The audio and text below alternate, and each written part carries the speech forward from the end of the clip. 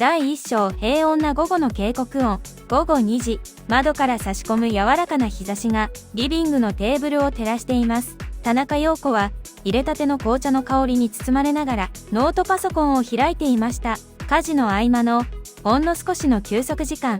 今日の夕食は何にしようか。ネットのレシピサイトを眺めたり、週末に夫と行く映画の情報を調べたりするのは彼女にとってささやかな楽しみでした。様子は43歳の専業主婦です。夫の健二と中学生の娘との3人暮らし。パソコンは通販や動画を見る程度にしか使いません。難しい設定やセキュリティの話はいつも夫任せにしていました。画面の中に広がる便利な世界を彼女は疑うことなく信じていたのです。その時でした。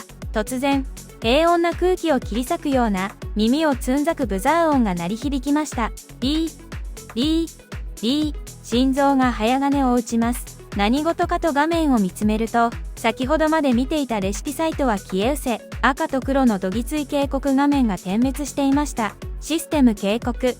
あなたのコンピュータはトロイの木馬に感染しています。個人情報が流出する危険があります。ブラウザを閉じないでください。直ちにマイクロソフトセキュリティサポートに連絡してください。画面いっぱいに広がる不吉な文字と、鳴りやまない警報音。様子はパニックに陥りました。どうしよう。どうしよう。マウスを動かしてかけるボタンを押そうとしましたが、カチカチという音が虚しく響くだけで、画面は全く反応しません。壊してしまったのかもしれない。夫の大切なパソコンを、私が変なサイトを見たせいで、恐怖で指先が震えます。このままでは、クレジットカード番号や家族の写真が盗まれてしまうかもしれない。画面には、サポートセンターと書かれた電話番号が救命ボートのように大きく表示されていました。様子は藁にもすがる思いでその番号にスマートフォンから電話をかけました。それが悪夢の始まりだとは知らずに第2章焦燥と5万円の修理費。プルルルプルルル。数回のコールの後電話がつながりました。はい、こちらセキュリティサポートセンターです。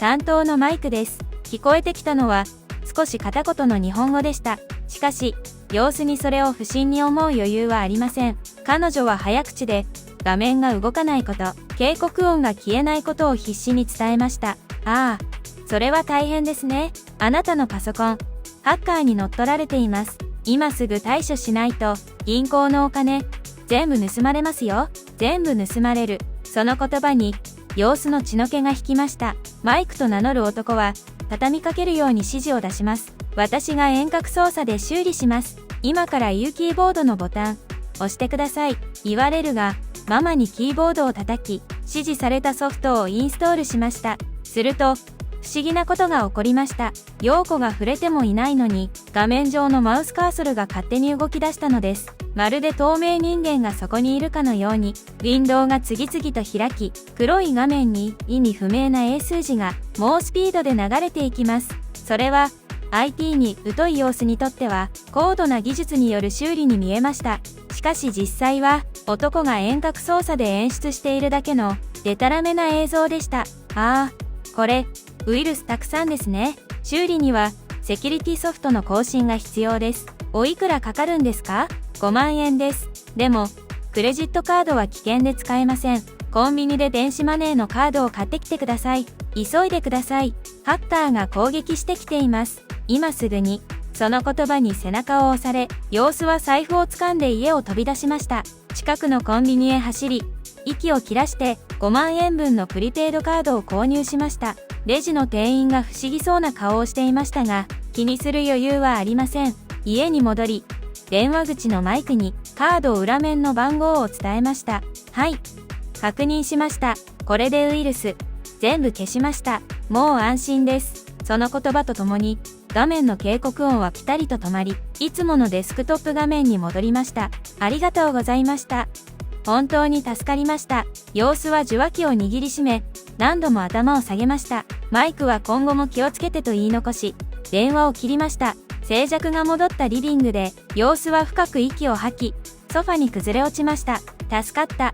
そう思ったのです。この時はまだ、第3章消えない不安と夫への秘密。その日の夜、帰宅した夫のケンジに、様子は何事もなかったように振る舞いました。お帰りなさい。今日のご飯、生姜焼きよ。笑顔で迎えながらも、心の中には重たい鉛のような塊がありました。夕食の後片付けをしながら、様子はこっそりとスマートフォンで検索をしていました。パソコン警告音電話、表示された検索結果を見て、彼女は愕然としました。サポート詐欺に注意。警告画面は偽物です。コンビニでカードを買わせるのは詐欺の手口。画面に書かれている事例は、今日の昼間、自分が体験したことそのままでした。ハッカーに乗っ取られてなどいなかった。修理なんてされていなかった。ただ、5万円を騙し取られただけだったのです。どうしよう。5万円は大金です。しかし、それ以上に様子を苦しめたのは、夫に知られたくないという思いでした。検事はシステムエンジニアではありませんが、仕事柄パソコンには詳しい方です。以前、怪しいメールを開こうとした様子に、こういうのは無視するんだよと、呆れたように言ったことがありました。もし、こんな単純な手口に引っかかって、5万円も失ったと知れたら、きっと軽蔑される、怒鳴られるかもしれない。お前にはもうパソコンは触らせないと言われるかもしれない。様子は、へそくりとして貯めていた封筒から5万円を取り出し、家計の穴埋めをしました。お金のことはなんとかなる。だから、このことは墓場まで持っていこう。そう心に決めました。しかし、その日から様子の日常は色あせました。パソコンを開くのが怖くなり、電話が鳴るたびにびくりと肩を震わせるようになりました。罪悪感と自己嫌悪、誰にも言えない秘密は想像以上に彼女の心を蝕んでいきました。そんな様子の心の隙間に第2の罠が忍び寄ってきたのは、それから3日後のことでした。第4章救世主からの電話。平日の午前中、陽子が掃除機をかけていると、家の固定電話が鳴りました。表示された番号は見覚えのないものでしたが、学校からの連絡かもしれないと思い、受話器を取りました。もしもし、田中様のお宅でしょうか。私、国民生活詐欺被害回復センターの斉藤と申します。聞き慣れない組織名に、様子は警戒しました。切ろうとしたその時、相手が言いました。実は、先日田中様が会われたパソコンのサポート詐欺についてご連絡いたしました。様子の動きが止まりました。警察が先日、詐欺グループのアジトを摘発しまして、そこから押収した名簿に田中様のお名前があったのです。3日前の午後、5万円分の電子マネーを騙し取られましたね。どうして、それを犯人が記録をつけていたんです。田中様、怖かったでしょう。もう大丈夫ですよ。私どもは、そうした被害に遭われた方のお金を取り戻す活動をしている公的機関です。斉藤と名乗る男の声は、とても穏やかで、知的で、頼りがいのある響きを持っていました。先日のマイクのような片言ではなく、ニュースキャスターのような正しい日本語です。誰にも言えずに抱え込んでいた秘密を、この人は知っている。そして、あなたは悪くないお金は取り戻せると言ってくれている。様子の目から、思わず涙がこぼれました。お金、本当に戻ってくるんですか？ええ、もちろんです。被害回復給付金支給制度というものがありましてね。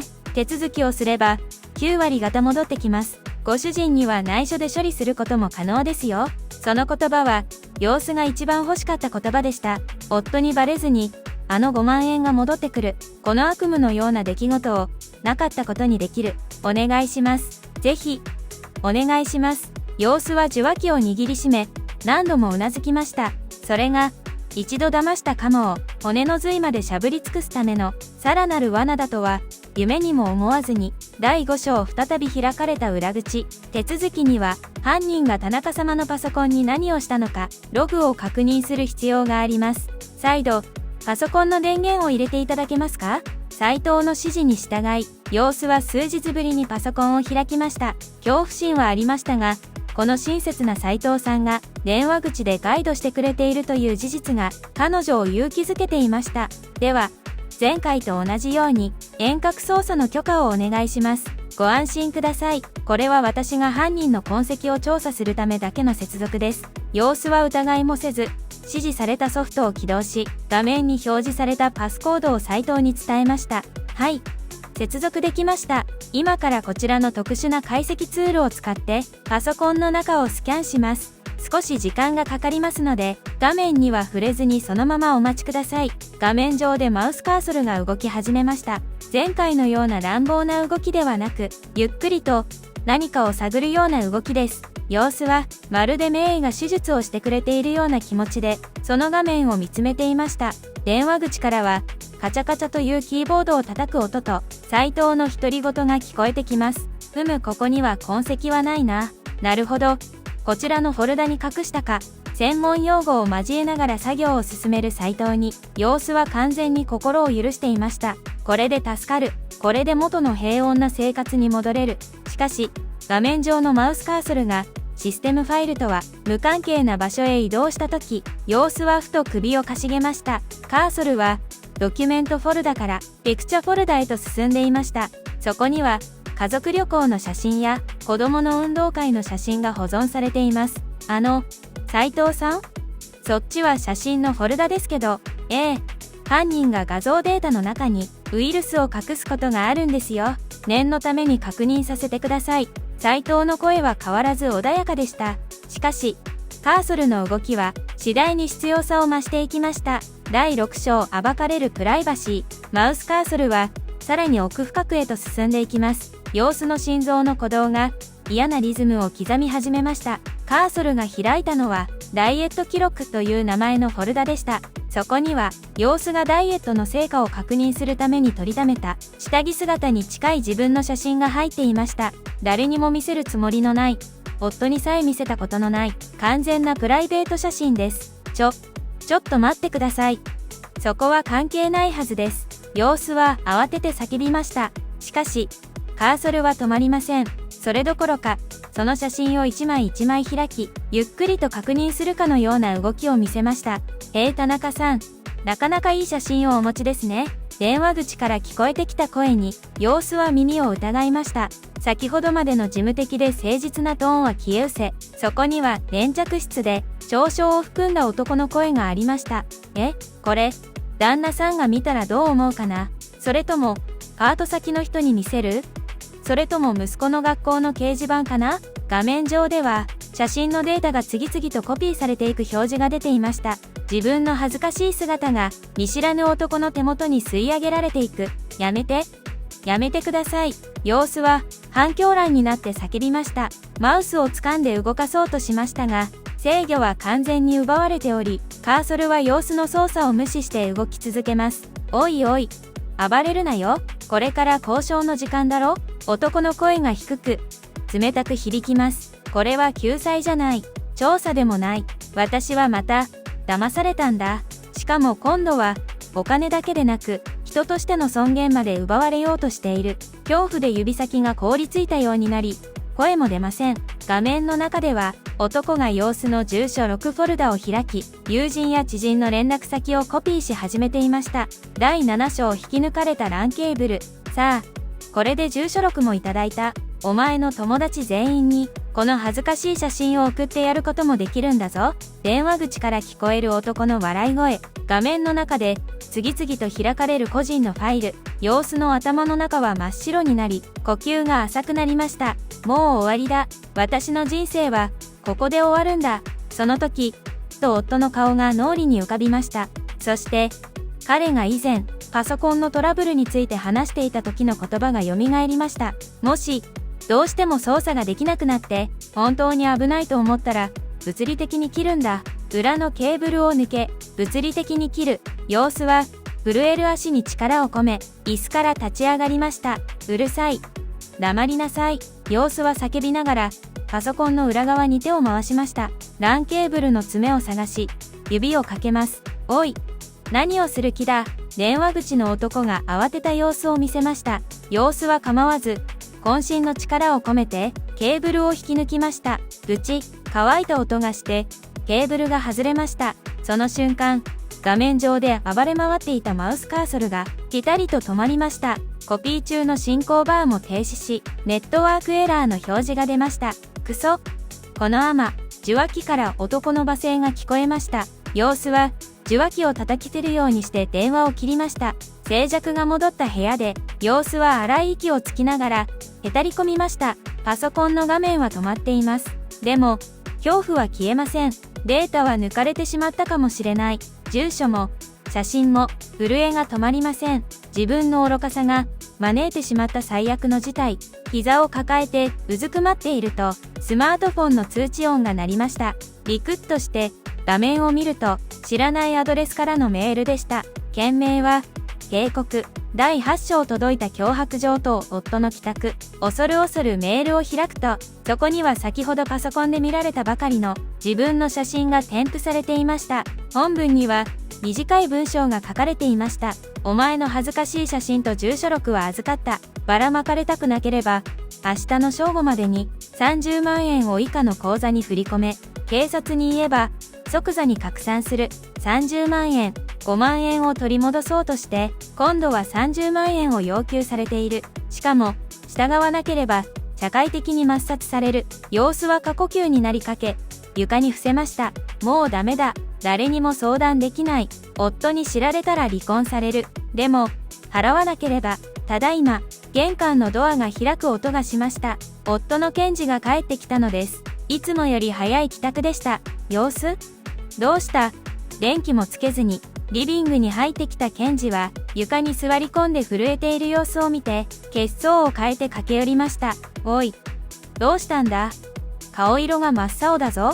何があった？検事の温かい手が肩に触れた瞬間、様子の中で張り詰めていた糸が切れました。ごめんなさい私、涙が溢れ出し、言葉になりません。検事は何も言わず、様子の背中をさすり続けました。しばらくして、少し落ち着きを取り戻した陽子は、ぽつりぽつりと話し始めました。3日前のサポート詐欺のこと、5万円を払ってしまったこと、それを隠そうとして、今日、回復センターを名乗る男に、再び遠隔操作をさせてしまったこと、そして、写真を撮られ、脅されていること、すべてお話し終えると、様子は土下座をするように頭を下げました。本当にごめんなさい。私がバカだったの。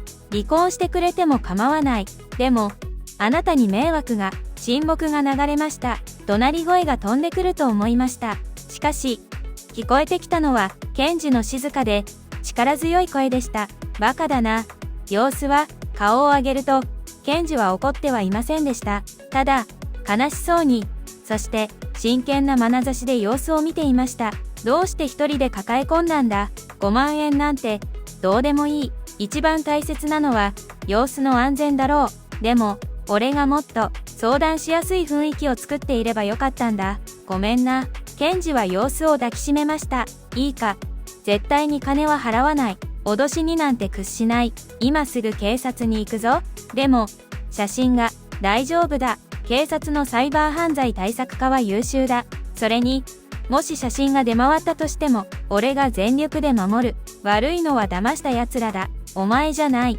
夫の言葉に、様子の目から再び涙が溢れました。今度は、恐怖の涙ではなく、安堵の涙でした。第9章反撃ののろし。翌朝、陽子と検事は、所轄の警察署を訪れました。生活安全課の窓口で事情を話すと、すぐに奥の部屋に通され、サイバー犯罪対策課の刑事が対応してくれました。LAN ケーブルを引き抜いたのは、素晴らしい判断でした。滑腹の良いベテラン刑事は、様子の勇気を称えました。多くの被害者は、恐怖で言いなりになってしまいます。そこで接続を切ったことで、相手も焦っているはずです。刑事は、今回の手口が典型的な二次被害リカバリー詐欺であることを説明しました。最初の詐欺グループと今回の回復センターは同じ組織か、あるいは名簿を共有しているグルである可能性が高いとのことでした。犯人は遠隔操作ソフトのログと脅迫メール、そして振込先口座という尻尾を残しました。ここから追跡できます。警察はすぐに捜査に着手しました。そして様子にある提案をしました。犯人を油断させ、時間を稼ぐために、騙されたふり作戦にご協力いただけませんか？それは、犯人に支払いの意思があると思わせ、口座を凍結させたり、拠点を特定する時間を稼ぐための作戦でした。様子は一瞬躊躇しましたが、隣で検事が力強くうなずくのを見て、決意を固めました。やります。もう、泣き寝入りはしません。様子は刑事の指示に従い、犯人にメールを返信しました。お金を用意しています。絶対にばらまかないでください。振り込みまでもう少し待ってください。その裏で、警察のハイテク捜査が猛スピードで進められました。犯人が使用した遠隔操作ソフトの通信記録から IP アドレスが割り出され、それが海外を経由しているものの、最終的な発信元が国内の雑居ビルであることを突き止めたのです。第10章逮捕。そして教訓。翌日の正午、犯人が指定した支払い期限の時刻、ニュース速報がテレビ画面に流れました。本日正午過ぎ、警視庁サイバー犯罪対策課は、都内の雑居ビルを摘発し、特殊詐欺グループの男ら5人を逮捕しました。容疑者らは、サポート詐欺の被害者に被害金を回復すると持ちかけ、パソコンを遠隔操作して個人情報を盗み出し、現金を脅し取ろうとした疑いが持たれています。画面には、ブルーシートで顔を隠されながら連行される男たちの姿が映っていました。その中には、電話で斉藤と名乗っていた男も含まれていました。警察からの連絡で、様子のパソコンから盗まれたデータが保存されていたサーバーも押収され、画像データが確実に消去されたことが確認されました。よかった、本当によかった。様子は検事と手を取り合い、安堵のため息をつきました。数日後、様子のパソコンは初期化され、検事が選んだ有料のセキュリティソフトがインストールされました。そして、リビングの電話の横には、一つのメモが貼られました。困った時は、一人で悩まず相談する。それは、子供のような約束事でしたが、今の田中家にとっては最も大切なルールでした。高い勉強代にはなったけど、大事なものは守れたな。検事がコーヒーを飲みながら言いました。様子は微笑んでうなずきます。ええ、それに、私のとっておきのダイエット写真、世界中にばらまかれなくてよかったわ。はは。それは俺だけの秘密にしておこう。リビングに、久しぶりに穏やかな笑い声が響きました。画面の向こうの悪意に触れ、一度は絶望した様子でしたが、家族の絆と正しい知識を武器に、平穏な日常を取り戻したのです。今回の法律 Tips、今回のトラブルで役立つ知識をまとめました。PC の警告音・警告表示は偽物。突然の大音量やウイルス感染の表示は、驚かせて電話をかけさせるための罠です。ブラウザを閉じる強制終了するだけで消えます。絶対に表示された番号に電話してはいけません。安易に遠隔操作を許可しない。遠隔操作ソフトをインストールさせるのは、家の合鍵を泥棒に渡すのと同じです。見知らぬ相手に画面を見せたり、操作を許可したりしてはいけません。